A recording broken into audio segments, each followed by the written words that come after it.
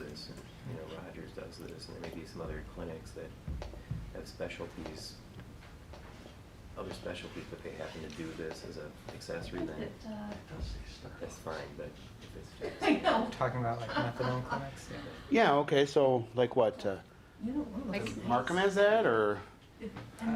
Yeah, we'll talk tonight. Okay, Yeah. all right.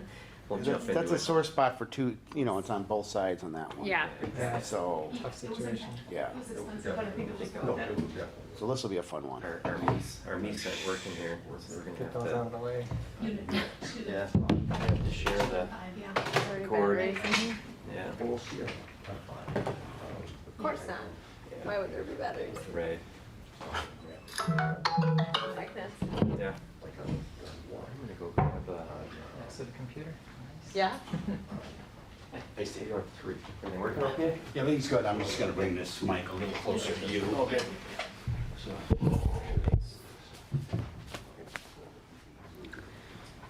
Who's that? I saw Dave King downstairs. I didn't see what meeting. Oh, because the CIP meeting, capital improvement program, is happening at 6.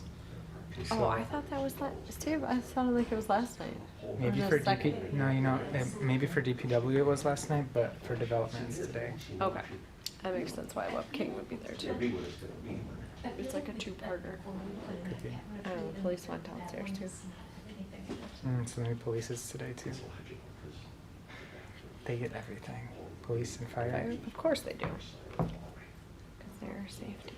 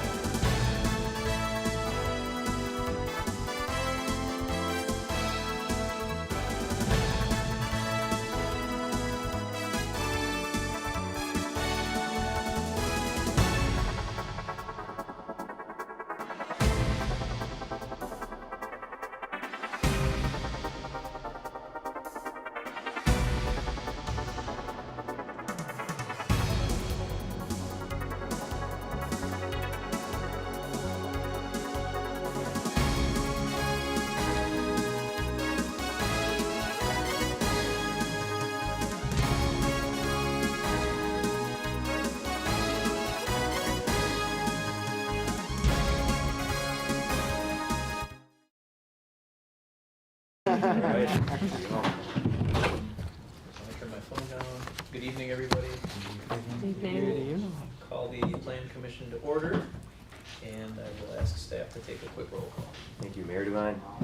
Here. Brian Frank. Here. Kathleen Degenhardt. Here. Rossi Monka. Here. Eric Torkelson. Here. Wayne Clark. Yes. We have 5 present, we have a quorum. Beautiful.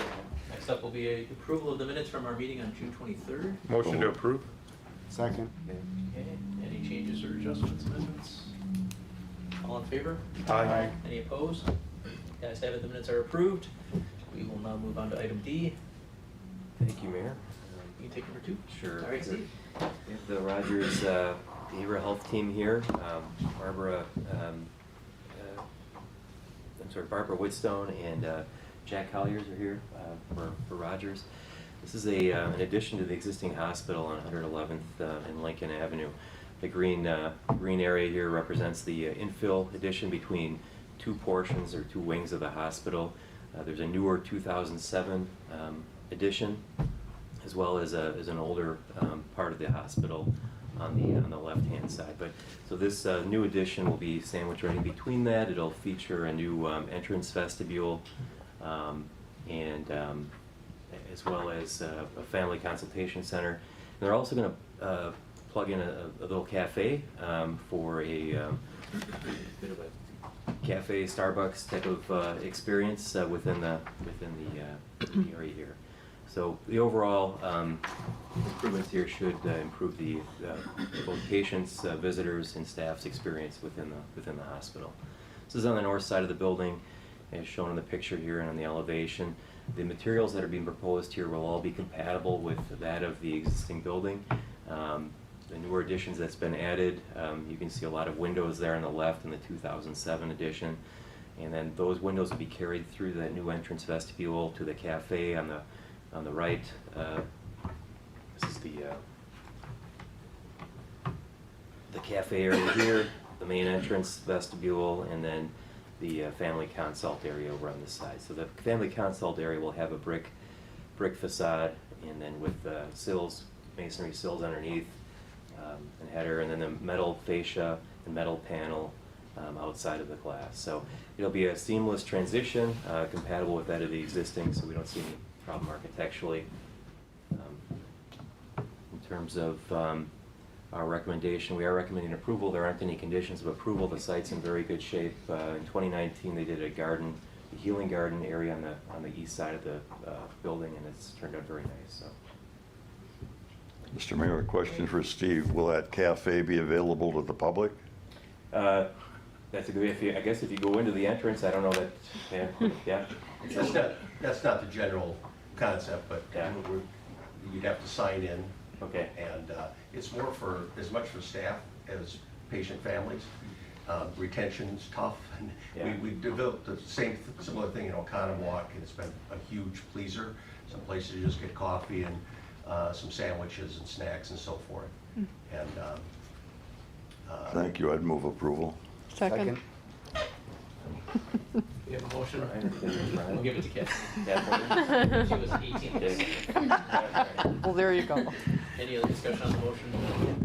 All in favor? Aye. Any opposed? Ayes have it, motion carries. Thank you. Thank you. Thank you. Thanks. You want to go out of order based on who's in attendance? Sure. I know if somebody's here. Yeah. Do we have anyone here for the Lincoln Crest Dog Park? No? Okay. We'll come back to that again. All kinds of money. Yeah, Alpine Smiles is 20. Yep. Okay. All right, so this next item is a master sign plan for All Kinds Smiles at 7030 West National Avenue. This is a brand new building built by Max Miners. This sign plan would have each tenant getting 1 sign per elevation. Their sign plan does meet the sign code with 1.5. So our calculation is 1.5 times the longest frontage if they have more than 1 frontage. And so with that, they would have 1 sign. So All Kinds Smiles has frontage on National Avenue, but they also have their main entrance on the parking lot side facing north elevation. So they're proposing to have a sign on both sides. And with this calculation, both of their signs combined can't total more than 112.5 square feet. Next slide, please. So this is just a look at the length of frontage that each tenant has, and quick calculation in the table just on the bottom right of each of those images to show how much each tenant has for square footage for each sign. So staff recommends approval. Any questions from the commission? One part of this is that in the future, as future tenants come back for, new tenants come in and occupy this space, they're not gonna have to come back to planning commission each time. This is really just to set the stage on the front end so that there's a master plan of how So- much each future tenant would get based on, like Tony said, based on their frontage. So that when, they're not gonna have to come back and ask for a variance or anything like that, Only if they're gonna ask for something that over and above what that is. Tony, presented here, yeah, so. I move approval. Second. There's a motion and a second. Any other discussion? Hearing none, all in favor? Aye. Any opposed? Ayes have it. Item 4 is approved. Thank you. Thank you. Thanks. Are we here on? Number 4, or wait, number 5. That was Yeah, 4. yeah, okay. Is that?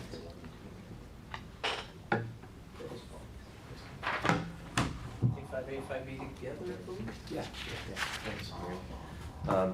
Paul and Christine Budiak are here representing Paulie's Pub, and also on another property that they own, just next door, the duplex, just to the south of Paulie's Pub. Now, this is a separate property, and its current use is a residential duplex. What's on the property right now is a stage and a tent, which is used as an accessory feature for the licensed premise, which is Paulie's Pub, right in the corner of 81st and Greenfield. So what Paul and Christine are asking for this evening is that they're asking for they want to change the use of the duplex property from residential to a mixed use. Now the property it's unique, the duplex property is unique because it's the same zoning as that of the pub property. It's zoned C2 commercial. So in order to establish a mixed use, you have to have at least a commercial zoning district, which this property is, just like that of the pub. So that's what they're here to do. They're here to apply for the mixed use category or classification on a commercial property that they own, adjacent to the, butting the pub. And then with that, it would comply with the zoning, and then they could keep the tent and the stage there. So this sort of came about as an enforcement issue where, Paulie's Pub was licensed to do, I can show you, I've got a slide a little further down. Paulie's Pub back in May was licensed to do the live music events on the Paulie's Pub property, up to four weekly events. This is the actual copy of the license on the right here. 4 weekly events from 10 a.m. to 10 p.m. Now, Paulie's actually volunteered to reduce the number of events 3 times per week: Saturdays from 3 to 8, Sundays 2 to 7, and Monday 5:30 to 8:30. And then the sound level measurements, which are part of this license here, have to be equal or less than 100 decibels at 100 feet. So measured from 100 feet. And then there's also 3 porta potties on site, one being ADA and a wash station are provided on site. So that's the licensed premise of Paulie's Pub at 8031 Greenfield. He happens to have put up a tent and a stage on the duplex property just next door, and so this is the map, I guess, showing, you have the Paulie's Pub property, the building in black, and then the licensed premise is that yellow line that you see around there, and then he has an existing tent just south of the Paulie's Pub building, and then that other photograph there, the pictured tent in that previous slide, that's the blue tent and stage on the duplex property. So again, the zoning is consistently C2 for all of the properties that the Budiaks own here. So he's just trying to reclassify it from just strictly a residential use to that of a mixed use, and that's going to allow him to keep, if planning commission, if the council approves that use, he could keep the tent and stage on that property. If not, I mean, there are, I guess, a couple other options. I mean, the option here he's picking is option B, to apply for the special use for mixed use, and then keep the tent, that will allow for the tent and stage on the duplex property. But if the council doesn't approve it, then he would have to relocate that tent and stage to the licensed premise, you know, somewhere on that licensed premise. Or another option, maybe a longer term option, would be, you know, someday, I think there could be a plan that maybe the duplex goes away, it's raised, and it's combined with that of the Paulie's Pub property, and, you know, now it's just a larger premise. So, but those are some of the options. Option B is the route we're talking about this evening, and it does require common council approval. There are some site improvements that the Boudiaks have made already. They've re-sided the garage, and they would be repainting that front facade. That's a different color there. It'll be a consistently, you know, white or gray. I think it's a light gray color all the way around. And then there's a fence that's going to run from the Paulie's Pub property south down to the Field Trip property to provide a buffer to the residential neighborhood. And then the current tent and stage do actually meet and are permitted within the fire department's allowances. So staff is recommending approval. This does require a public hearing before common council. That will take place, we expect, on September 7th. And if there's any questions or need more clarification, I guess we also have Paul and Christine here too. Wait. Mr. Mayor, Steve, I don't know if this applies, but I was flipping the channels recently and came upon a common council public forum and watched a parade of citizens go to the microphone and complain about the noise coming from this facility. One guy claimed to understand that the decibels were well over 90, over 100. Does that issue that the council was presented, does that impact this particular proposal? Are they tied together? Yeah, I mean, there have been noise complaints. I mean, with the live music that's taking place on the premise, there have been some complaints about sound, and then people allege that it's over a certain limit or it's too loud. I know our health department has been out there, and then also Paulie's has been monitoring themselves. They indicate that they're under the threshold. Our health department also indicates that at this time. I mean, there's going to be additional readings taken, but that is being monitored. So it is a discussion point that I'm sure we're going to hear again at common council. So when you have the public hearing, I would expect this to be raised again? Correct. And the council can grapple with it. Yes. So we should just give approval to this and move it forward. What are we doing? I'm sorry, excuse me. What goes on with the duplex? Is that somebody living there, or Yeah, we have renters. we ever, and they know about, you know, the band? Yeah, and all that? everything. They've been there, our lower tenant's been there 7 years, and our upper tenant's been there, 4. So last year we did it there, Yeah. and right. we've had stuff there like the last 8 years. We figured it was the best buffer to have the least amount of impact on the neighborhood.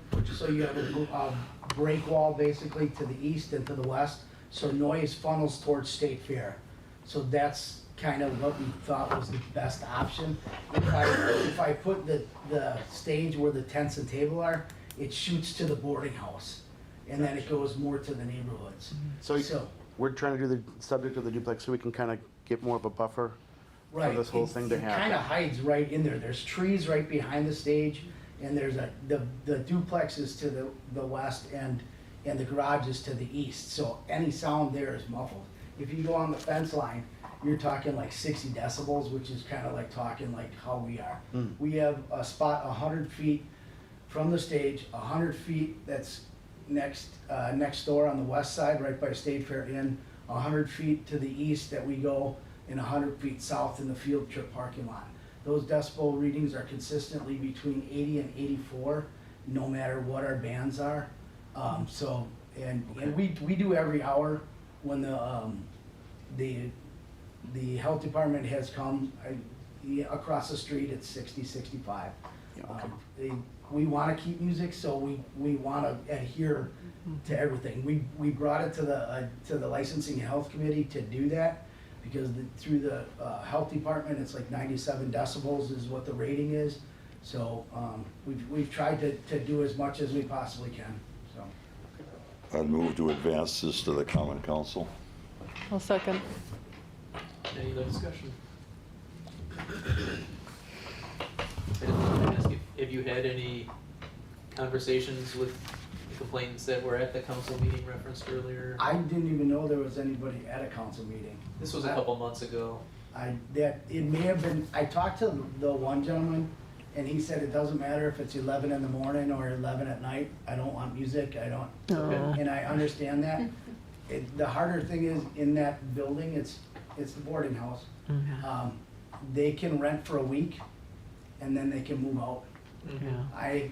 If I wanna sell, it's gonna take me 3 to 5 So years, the so. complaints are mostly coming from off of 81st Street and not the place to the east of you on Greenfield Avenue, correct? As far as I know, there were 3 petitions that went out. One was because of parking. Mhm. Okay, so now, which I've been announcing on Facebook, because Greenfield, there's certain spots that are open. People still don't know that. So like brewery games, I'll park my vans so people actually see that and stuff like that. And that was a big complaint, because one of the boarding houses has 6 spots and 10 tenants. So they've got to, and then the other boarding house to the north, right behind State Fair Inn, they have like 11 spots and they've got 27 tenants. You mean the south? Right south of State Fair Inn, Yeah, yep, yeah, yeah. yep. And then the other one has like 9 spots and they've got 22 tenants. Okay.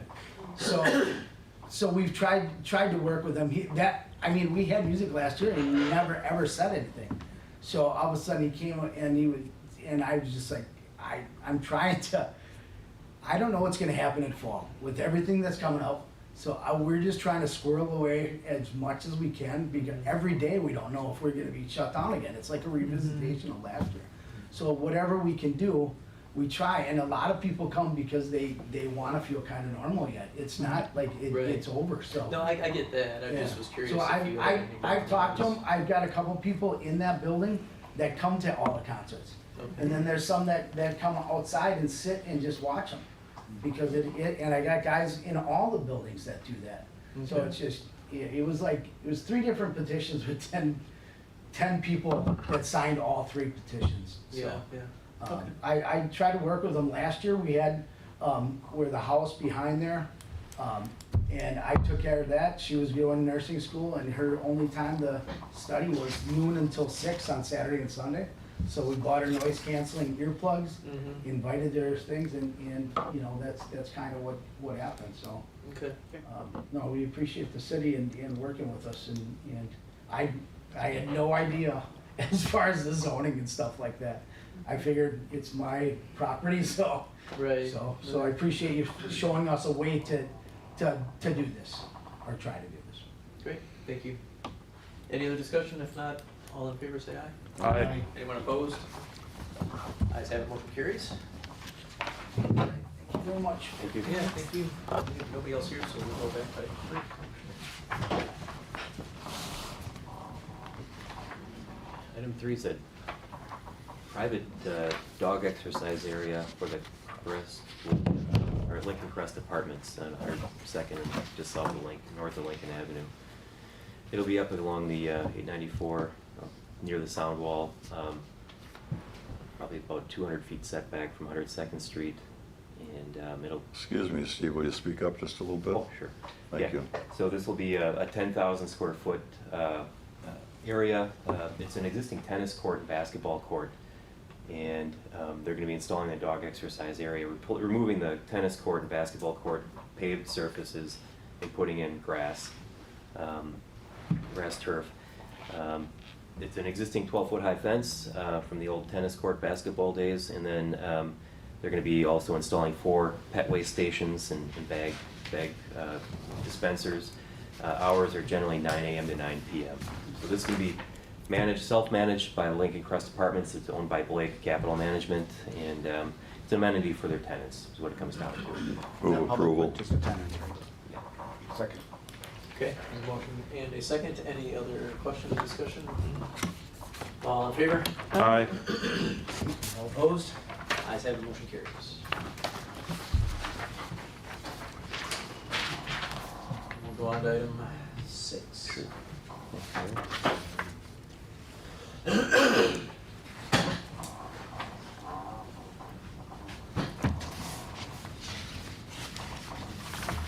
Six is a proposed ordinance to redefine what a medical service facility is, and then also establish a definition for a narcotic treatment facility.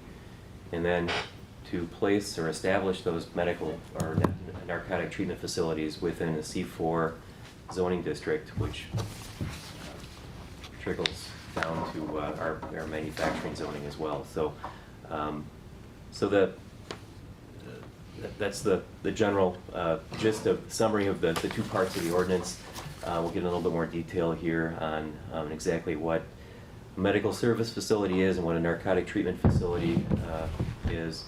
According to the definition that we are changing here, a medical service facility is an outpatient facility which provides blood or plasma donation, kidney services, kidney dialysis, birth centers, or treatment of sexually transmitted diseases.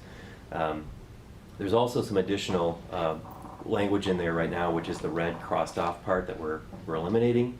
The green parts are new portions that we're just sort of replacing. And then the narcotic treatment facility is a facility that follows more or less the state statute definition of a narcotic treatment facility. It's a facility that provides opioid treatment system, including a physician who administers or dispenses a narcotic drug to a narcotic addict for treatment or detox. Allows for a comprehensive range of medical and rehabilitation services. And it's also approved by the state methadone authority as a designated federal government regulatory authority and is registered with the U.S. Drug Enforcement Administration to use a narcotic drug for the treatment of a narcotic addiction. And then the other part of this, so that with those definitions, the other part is now where are we going to, establish these within our city.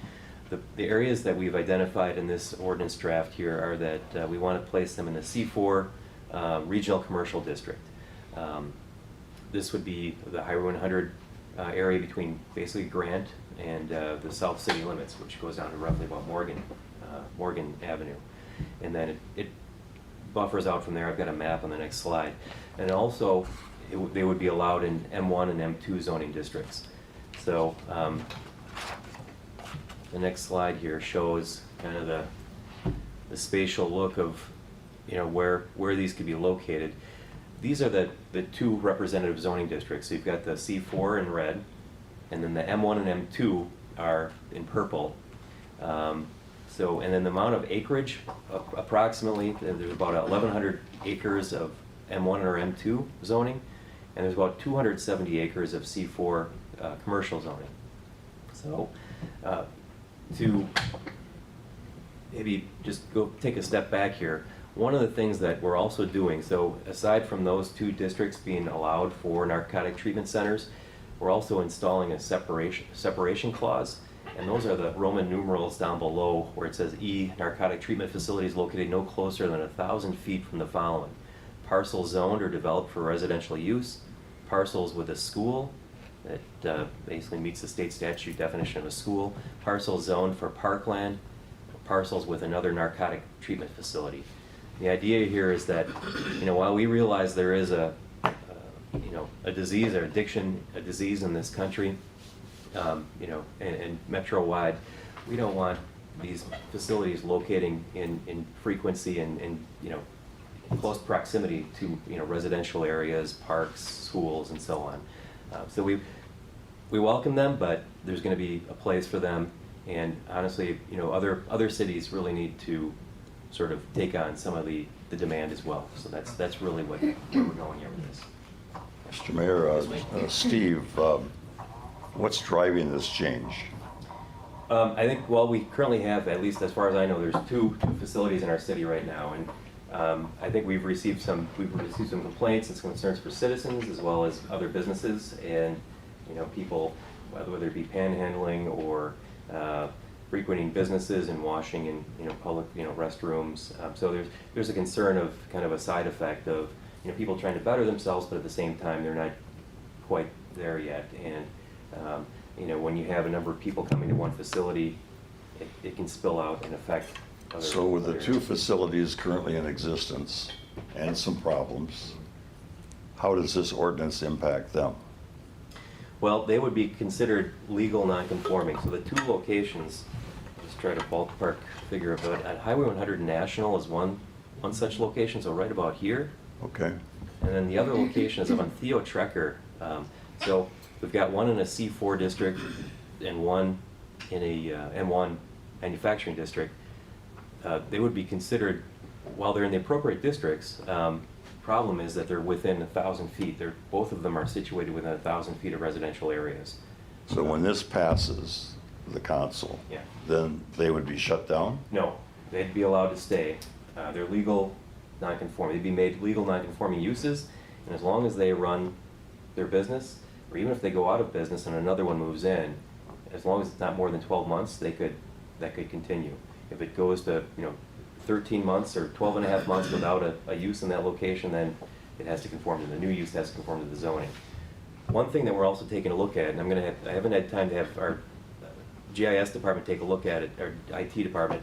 I want to have them sort of take a look at these separation clauses here and plot on the map, what would the eligible properties be? How many are out there? That, if somebody wanted to come and say locate at maybe a strip mall, Southtown Shopping Center, would it work or would it not? Did these two facilities, did they come before us, or didn't they have to? They didn't have to. They didn't have to. So back in 2016, we created a definition for medical clinic and medical service facility. And those two facilities were within the definition of medical service facility, which was allowed in the C3 zoning, C4 zoning, and manufacturing zoning districts. So we're kind of pulling back the reins a little bit and making it, I wouldn't necessarily get harder, but there's a place for these businesses within our city. But again, we just don't want the density of these uses broadcast all over the place. We want other municipalities to take their share as well. I'm sorry, I'm Sure. are we saying then those facilities are really taken up, like, from Brookfield and West Wauwatosa and all that, so they're coming here Yeah. to Yeah. do that? Okay. I know, And we just, There's another one, I'm sorry. Yeah, go ahead. There's another facility on the South Shore, one of the South Shore communities. I know this specific entity that's on National was looking at a Milwaukee location, but it got rejected. yeah. But this is a countywide regional problem, and I think concentrating these facilities in one area, I've gotten complaints about panhandling at Pick and Save, at Target, at Piggly Wiggly. The restaurants up and down Highway 100 have people going into their bathrooms and bathing and hanging out. Parking. It's a needed service, but it's needed by the entire region, not just Yeah. people that come here. The one on Highway 100 is constantly flooded with people, Yes. and there's always people standing outside, and There was somebody hit by a car on Yeah, Highway 100 yeah, earlier this year. yep.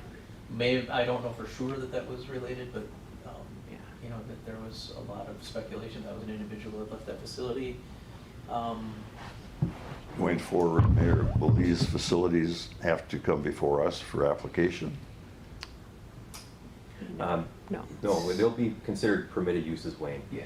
But again, there are some, I mean, how do we Some deadlines how do here. we manage this? I'm gonna hitchhike on the mayor's comment. It's the proliferation, but it seems to be hitting West Dallas pretty hard. And that just takes more police support, paramedics, absolutely. How do we manage this so that we're not overrun? I think this is one This is attempt. one- the answer. Yeah. But this This is doesn't one limit step. the number, does it? But It will. It will. It will. Because if you have that 1,000-foot separation between residential, it's from property line to property line. So when you extend it to the premise of the property versus just the structure, you're broadening the area that they would be allowed. And that's why we can, if we do have inquiries, which we get all the time, we can say, here are the spots you can go, and maybe it only limits it to 10 places in the entire city. But, But that's only if they shut down for no, 12 months and. no, so like Steve said, they're legal non-conforming. So community, I'm just gonna use the one on Highway 100, community medical services, if they go out of business tomorrow and no one comes in there and this ordinance is in place and they are vacant for 12 months, then they can't run another medical service with methadone type clinic in there. However, if they shut down and John Deere, comes in and he runs his business as a community medical service with the methadone clinic, he can still operate that So it's a Within a turnaround. year. within a year. But It's a turnaround for these type of businesses or facilities. they're permitted uses, so when we get them in, we process the letter. If they're not doing any type of, but even if they've applied and they have the ongoing occupancy and they occupy that space within a year, even if they're doing any sort of construction or building permits inside, they will still get their permits and their occupancies. Steve, so I have a question. So what's the driver for these businesses like choosing to locate in West Dallas and say not surrounding communities? I think it's the number of times they must get data from probably emergency services, a number of Narcan administrations throughout the metro county-wide area are, if you could look at that. Transit Transit is, yeah. Yeah. Central location, I mean, Yep. when We're in the we middle picture of central everything. location to every Everything. business, it's the same, Yeah. Yeah. it's the same central location for every business. How long have and these two clinics been around for a while? I mean, personally, I don't know. so Community service is possibly going on 2 years, and Okay. then, that was the old Payless building. Yep. And then, the other one's been there longer on Theo Where Trucker. we have- right around the. Right around the same time. I think the Yeah. one on Theo Trucker came in first, and community medical And services we just have about over a these year. clinics that are coming out, and they're wanting to locate here in We've West had Dallas? several inquiries, yes. And what have we done with those inquiries? Just, We've told them that they wouldn't be, the one we had was a mixed-use property, or a split zone property, I should say. That was C4 and M1, but the lesser, the more restrictive of the two covered the entire property versus M1, so they weren't allowed to go in it because it was a C2 or C3. Yeah. So, that was our most recent one. There was one somewhere else too, but it wasn't allowed. Steve, give a description of what kind of problems these two locations are creating, and what are we doing to address the problems? How are they being addressed? Well, I know we've met with Yeah. community medical services They're- here. Yes, thank you. Yeah, they're based in Arizona, and when we were getting increasing complaints, they were very responsive. A lot of the outdoor loitering issues were somewhat due to COVID because they didn't want everybody waiting inside that space. And they did make some changes to their operation, but I would say it probably did reduce the number of complaints, but they're still coming in. And, they were responsive, I will give them props there. But,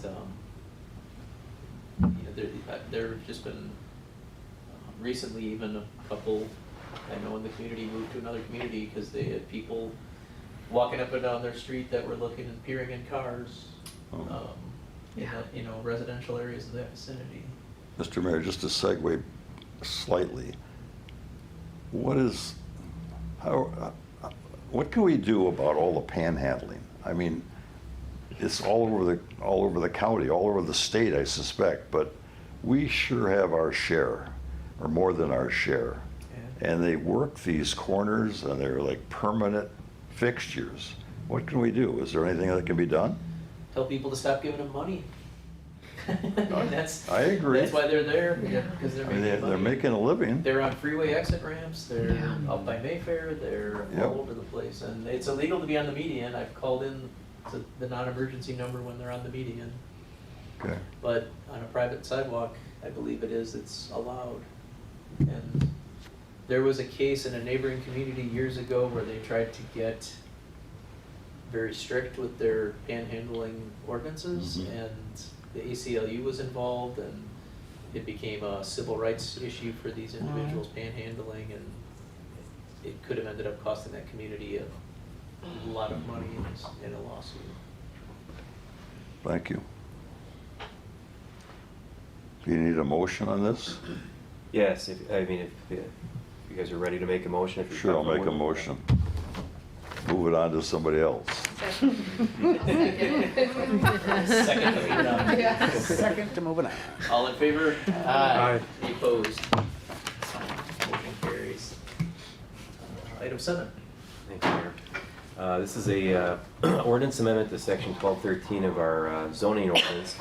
As you're aware, whenever we have site landscaping improvements to a property that comes before the planning commission, there's usually a cost estimate requirement and then a surety bond or a letter of credit, 125% of the estimated cost.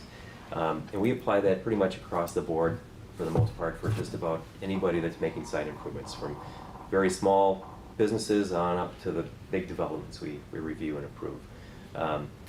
So this ordinance intends to streamline the process a little bit by taking a step out and making it more of your option to require a bond or not require a bond. We want to make it a little smoother for people, especially like small businesses, smaller projects, to want fewer steps to get into business or to get that building addition or site improvement made. So that's really the intent of this ordinance, just to sort of streamline and reduce make it simpler for people to move along.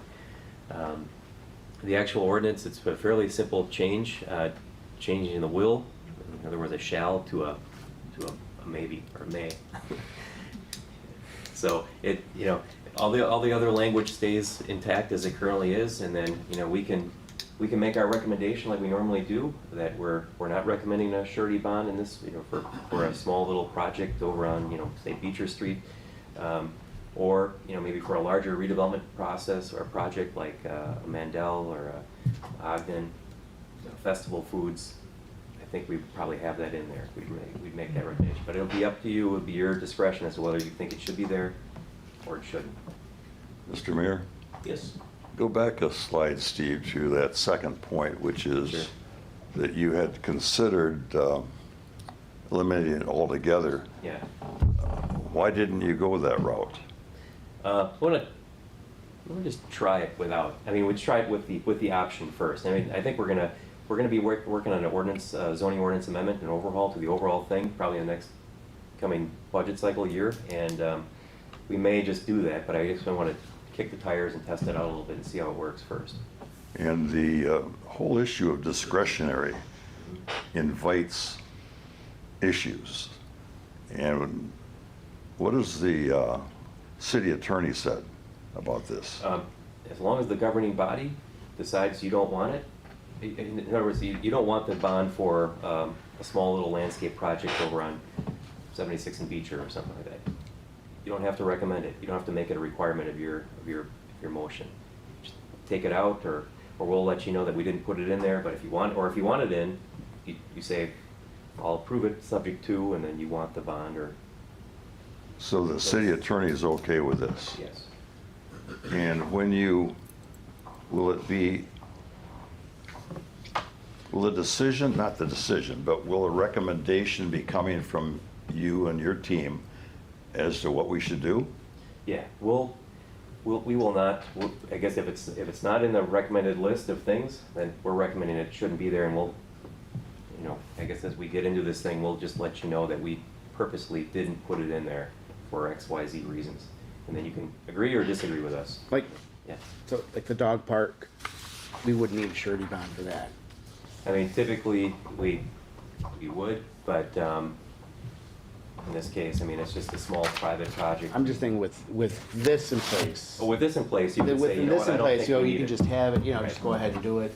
Yeah. But if it's something like, hey, I'm raising a building and redoing this, then we'll want something. Yeah.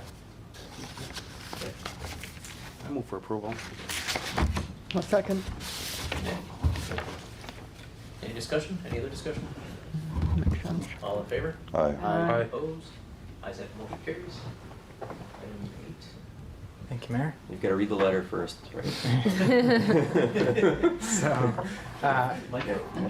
purposefully left it small just to show that we mailed out a letter yesterday. So you might remember last time we met, we talked about rezoning all along the Highway 100 corridor. We were rezoning a lot of M1 manufacturing and C4 regional commercial into C3 community commercial. The purpose of that is to mostly just avoid undesirable uses, for example, check cashing, car wash, auto sales, dog kenneling, pawn shops.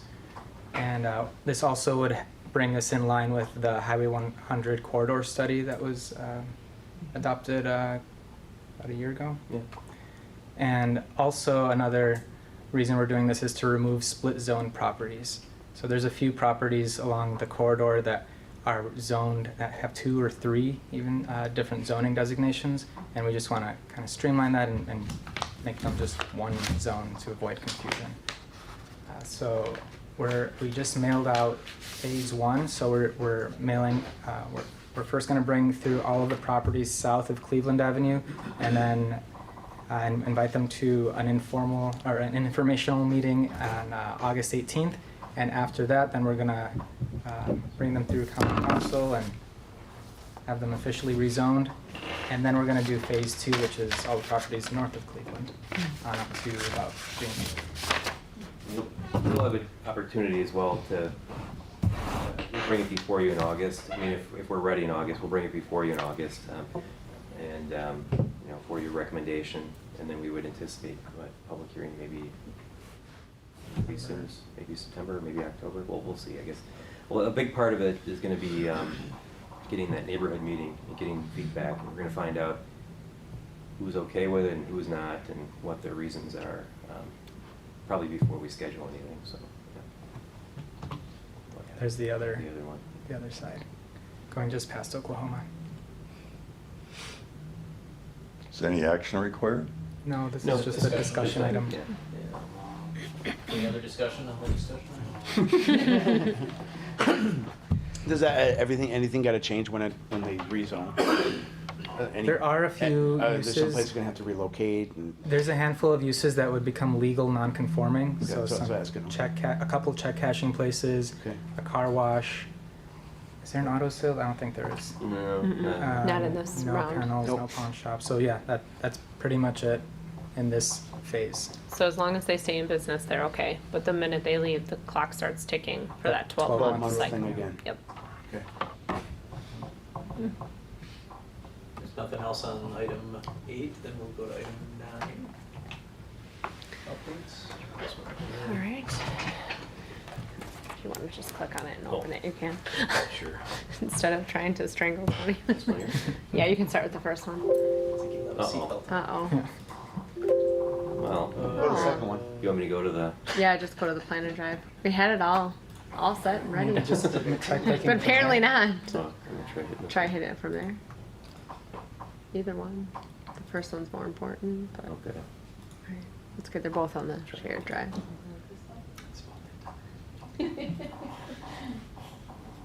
No. Alright. No. Promise, they're actual links. There's stuff there.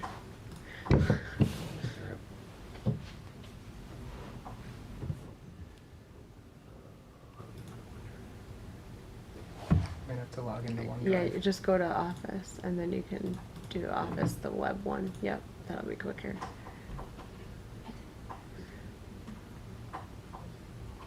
And then go to SharePoint. Okay. Planners. Oh, hopefully I hit planners. Nope. Nope. Virtual City Hall. Planners. And then documents. Then you do the SLA one first. There you go. It's all the way down at the bottom. SLA. You do that one first. And then go back, please. Okay. Okay, so as we talked about a couple months ago, we talked about site landscape compliance, and that something is being done about it between site landscaping, whether it's parking lot improvements or that are still outstanding, or any actual landscaping features or signage or sign maintenance. So here's a list of the current stuff that I've been working on over the last couple months. And anything that's highlighted, they're either they're outstanding, or some I have notes on the far right hand side. If you can zoom out a little bit or slide over, and you'll see that I'm tracking How I contacted them, most of them are just by a general email, and we've been able to get compliance that way versus sending what we call our nastygram from our software program. So this is a little bit more of a less harsh way to approach them, just saying, hey, not sure if you're aware, but this is that I usually just keep my email consistent and copy and paste and change the address and what the issues are. And then I provide the current site landscape plan or sign plan that's on file and cite any ordinance issues that are present. So most of them are in progress. There's a couple that I haven't heard anything from. The top one you'll see, and you'll love to find out that the missing trees that were agreed to be planted for the SLA on 116th Street are done. I was going to send them a reminder, and I drove by and I was like, oh, it looks beautiful. All the arborvitaes are there, it's freshly mulched, there were no weeds.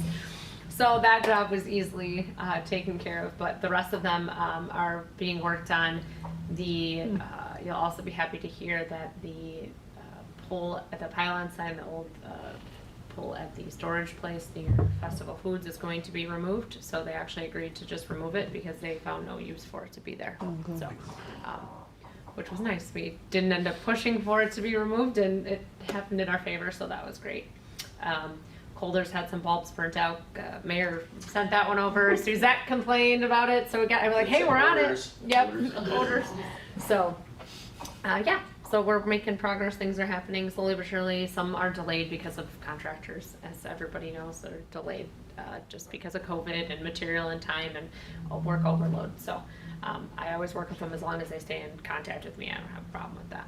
So that's that. Does anybody have any questions on any of this? Yes, the third one down where it says pushback, that was the, Oh, so that was the initial. If you slide over, Steve. So this is the old Michaels building. And Yes. They did get pushed back at first, just kind of trying to push the hardship, the COVID. And we're kind of like, hey, we understand, but these are the regulations. Home Depot is coming into compliance. The building out front that used to be Shop to Carry On, he went through a really, really rough time, and I kind of had to play. I said, I'm very sorry. I understand these things happen. Unfortunately, everybody's kind of in the same boat. Everybody's situation is different. I understand that, but we really do need to see some sort of progress move forward. And if you want to take out all the landscaping, you're more than welcome to submit a plan like that, but I can guarantee that it's not going to be approved. It's gonna get sent back. So we need something. So he they started moving forward. They finally found a contractor in August that'll be planting, end of August into September. I So think that's is that the?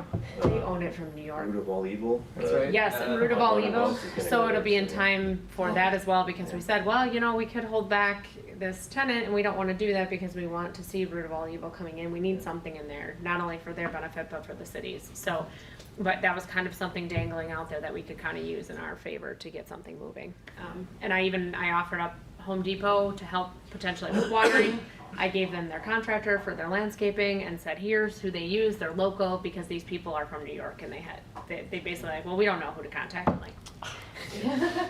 I'm like, get 3 quotes. I'm not making a recommendation, but here's who they used, and here's the store manager's contact information. Maybe you can work out something where they can help water and monitor, since they have that readily available. So they must have worked something out. So thank you for introducing this tool and making it work. I think this is a good Yeah, step. looks good. thank you. And then if you go back to planners, Steve, the code compliance. This one? Yep. So I just pulled this today. This is just my cases, not anybody else's. This is my cases. You'll see a lot of building code violation, but it's actually still site landscape or occupancy or signage. It just falls under building code violation because of the way the code's written. So there are 305 cases total that I've worked on since January of 2019, since I started. And you can see majority of them are resolved.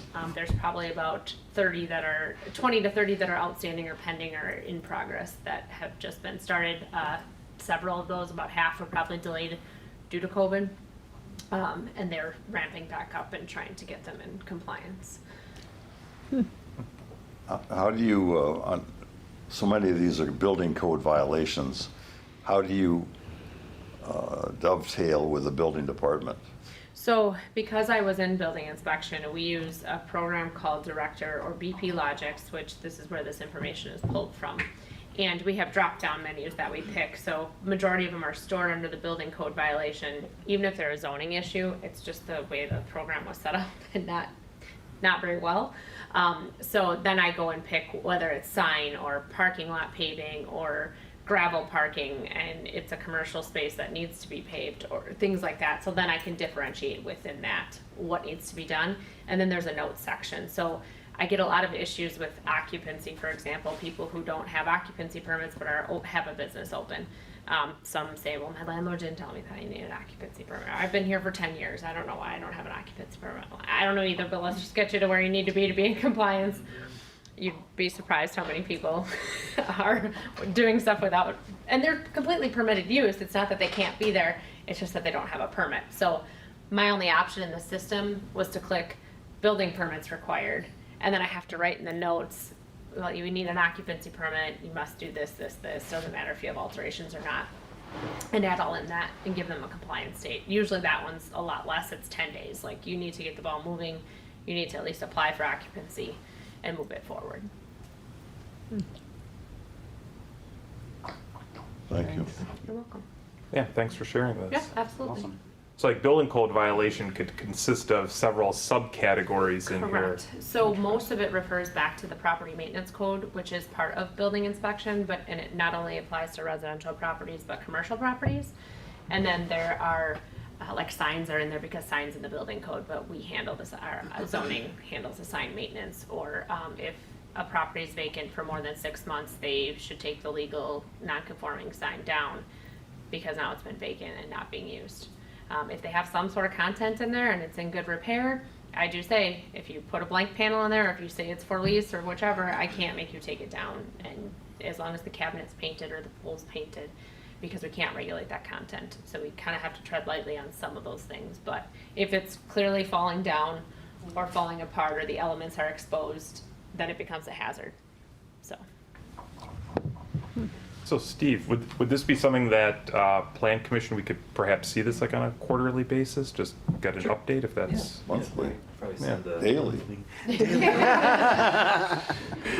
Just what you Email want. notifications to us. When we get our new system, we can send out an email blast. boy. Right. We are working on something, so Don't bring please your say a laptops huge out prayer around then. the Yeah. city and just- There you go. There's, hold on, where's Wayne? There he is. Oh, Okay, there it that's- is. Yeah. Oh, wow, okay, All right. good, Thank you. nice. Well, before we adjourn, I want to embarrass Rossi and congratulate her. I don't want to misspeak, so tell them exactly your graduate, your degree. Sure, Concordia University, Construction Management and Trades. Awesome. All right. Awesome. Oversee construction firm MSD at the wastewater treatment plants. Very cool. Oh, Very Never a nice. dull moment, I'll tell you that. oh, Awesome. Congrats. congratulations. So then, if we have a motion to adjourn? Motion to So adjourn. move. Second. Second, all right, all in favor? Aye. Opposed, we are adjourned. Thanks. Thanks, Steve.